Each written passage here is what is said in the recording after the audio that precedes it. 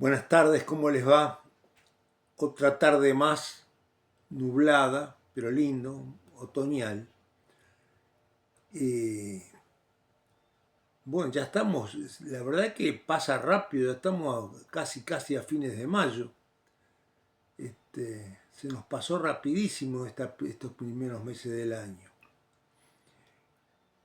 Hoy vamos a hablar de un tema que para los veteranos es nostálgico. Vamos a hablar del Barbacaro. Y esto no es un tema solamente para tangueros. El Barbacaro, vamos a ubicarlo primero de todo, es en la calle General Flores y Domingo Aramburú. Quedaba en la calle General Flores y Domingo Aramburú, quedaba el antiguo Barbacaro. Hoy en día él sigue teniendo el nombre, pero es un bar común y corriente, no tiene ninguna diferencia con los bares de hoy en día. Pero este bar tiene un significado muy especial. No solamente por el bar en sí, sino la zona donde está ubicado el bar. La calle General Flores, que hoy en día es una calle triste, es una calle que ha quedado semi abandonada, porque la verdad que al lado de otras avenidas importantes, como la Avenida Graciada, como Boulevard, como todas esas calles importantes que hay hoy en día, General Flores se ha quedado. Han cerrado los comercios, cada vez quedan menos, las casas siguen siendo las mismas de siempre, o sea, no hay edificios modernos, no hay edificios de apartamentos, o sea, en una palabra, esta General Flores no tiene nada que ver con lo que fue en el pasado. Y cuando digo del pasado, hablo de los años 20, los años 30, hasta los años 60. ¿Por qué? Porque en aquella época, General Flores era, yo diría, una de las vías principales de llegada a la capital. O sea, toda la mercadería, todos los productos, todo lo que venía del interior, pasaba naturalmente por General Flores. O sea, era la avenida principal. Hoy están los accesos, hoy están otro tipo de entradas al puerto. Pero en aquella época la entrada más importante venía por General Flores. Y eso daba lugar a que muchos comercios se instalaran en la avenida. Porque seguro, tenía mucho movimiento, tenía mucho pasaje de gente. Y en definitiva, tenía mucho movimiento comercial.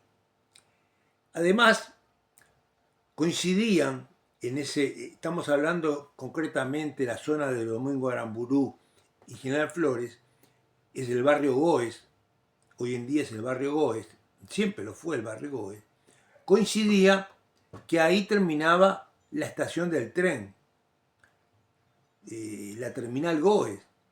Aparte, terminaba una vía de tranvía.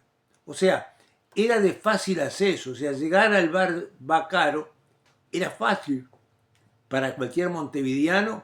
Es más, para los que venían de zonas aledañas, de zonas cercanas, era muy fácil llegar al bar Bacaro. Por eso, la importancia que tuvo. El bar Bacaro fue creado en los años 20 por un italiano. En general, todos los que abrieron negocios de ese tipo en aquella época eran todos italianos o descendientes de italianos.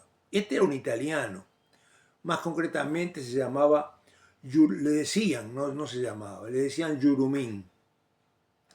Y Yurumín abrió el bar Bacaro con la idea de hacer un bar en forma. O sea, al principio, como todos los bares, se abrió con lo mínimo, con lo indispensable, despacho de bebidas y algunas mesas para atender a los clientes. Pero tenía una propiedad mucho más grande y poco a poco, sobre todo sus descendientes, lo fueron agrandando. Hicieron un gran salón, es más, hicieron un segundo piso. Entonces ya el Barbacaro se transformó en otra cosa, que no tenía nada que envidiarle a los bares del centro. Yo decía que, yo diría que entre los bares del centro, la Giralda, esos bares modernos, famosos de aquella época, y más o menos estaban a la par. El Barbacaro tenía esas características muy similares a las que podía tener un bar en el centro de Montevideo. Por eso yo digo que esa zona de Goes fue de alguna manera, después de Montevideo, después del centro, del centro, era la zona más movida, más populosa, que tenía más tránsito, por todo lo que yo les decía anteriormente, cómo coincidían las líneas de tranvía, las líneas de trenes, la gente tenía acceso fácil. Además, el bar Bacaro tenía otro atractivo muy particular, que eran las famosas peñas del Bacaro. Y acá vamos a lo sustancial del tema. ¿Por qué digo que tenían ese atractivo? Porque al bar Bacaro concurría gente de todo tipo. Y cuando digo de todo tipo dentro de la sociedad. Desde los más ricos hasta los más pobres. Desde los profesionales, jueces de la nación, magistrados, abogados, arquitectos, como futbolistas, boxeadores, o sea, todos los pelos, yo diría hasta chorros, todos los pelos concurrían, y por supuesto músicos, tangueros, de todo. Cuando yo les nombre a alguno de esos personajes, sobre todo los más veteranos, van a saber de qué estoy hablando y qué figuras concurrían al Barbacaro. Cuando hablo de las peñas, hablo de que se reunían. Durante el día el bar funcionaba normalmente, o sea, era un bar común y silvestre con los clientes habituales de ahí de la zona y todo lo demás.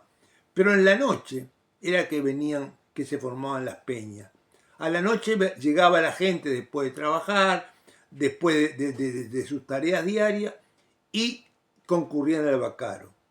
Y no solamente hombres, también mujeres, porque hubieron mujeres famosas, habitués del Barbacaro. Y esas tertulias, esas peñas, tenían una particularidad. No era que un grupo determinado, todos los abogados por un lado, todos los escribanos por... No. Confraternizaban.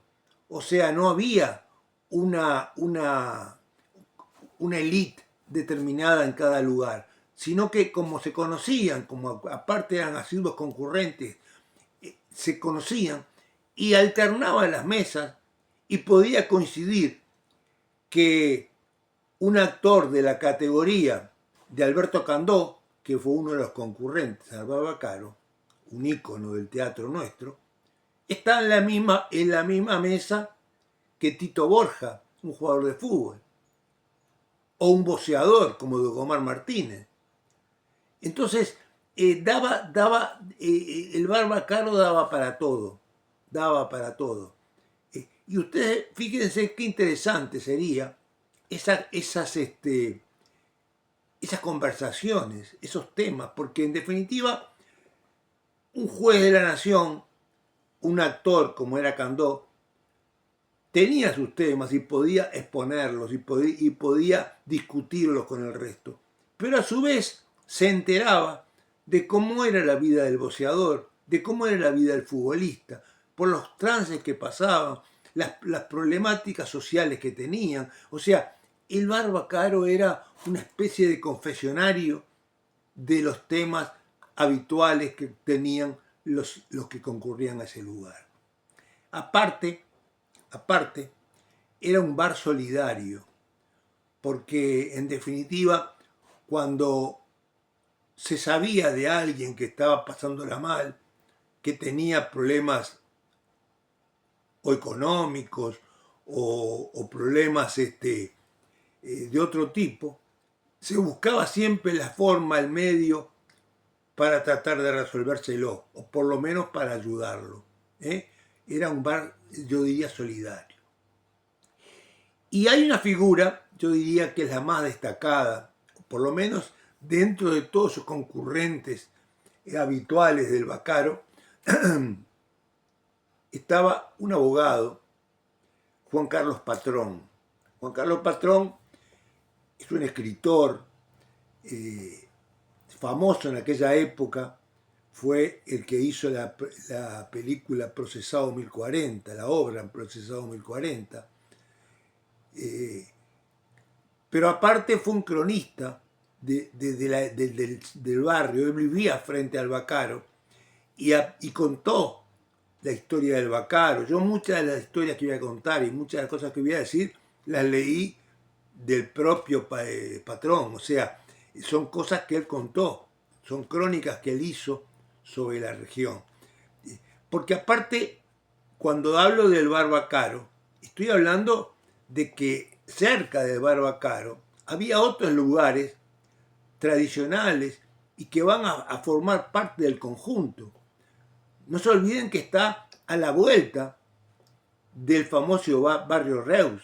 Hoy se le llama barrio de los judíos, pero el barrio Reus es un barrio hecho por Emilio Reus, justamente, como una imitación de los barrios parisinos, con casitas iguales, con techos iguales, pintadas de la misma forma, que el paso del tiempo las fue deteriorando, pero que hoy en día parecería como que hubo una idea de restablecer ese patrimonio histórico, porque realmente el barrio Reus es un patrimonio histórico, y hay calles que han sido reconstruidas y que están cuadras enteras pintadas, todas pintadas, o sea, que de a poco se va tratando de reconstruir aquel pasado histórico que tanto dejó para el país, porque en definitiva es parte del patrimonio del país, el barrio Reus. Entonces, vemos que no era solamente el Baccaro, era mucha cosa junta.